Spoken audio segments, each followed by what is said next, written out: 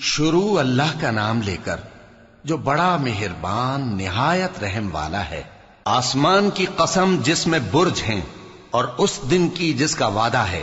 اور حاضر ہونے والے کی اور اس کی جس کے پاس حاضر ہوتے ہیں، کہ خندقوں والے ہلاک کر دیے گئے، یعنی آگ کی خندقیں جس میں ایندھن جھونک رکھا تھا،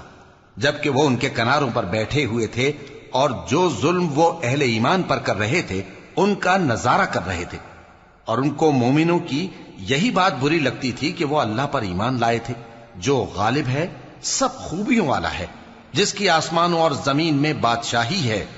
اور اللہ ہر چیز سے واقف ہے۔ جن لوگوں نے مومن مردوں اور مومن عورتوں کو تکلیفیں دیں اور توبہ نہ کی، ان کو دوزخ کا اور عذاب بھی ہوگا اور جلنے کا عذاب بھی، اور جو لوگ ایمان لائے اور نیک کام کرتے رہے ان کے لیے باغات ہیں جن کے نیچے نہریں بہ رہی ہیں، یہی بڑی کامیابی ہے۔ بے شک تمہارے پروردگار کی پکڑ بہت سخت ہے، وہی پہلی دفعہ پیدا کرتا ہے اور وہی دوبارہ زندہ کرے گا، اور وہ بخشنے والا ہے، بہت محبت کرنے والا ہے۔ عرش کا مالک، بڑی شان والا،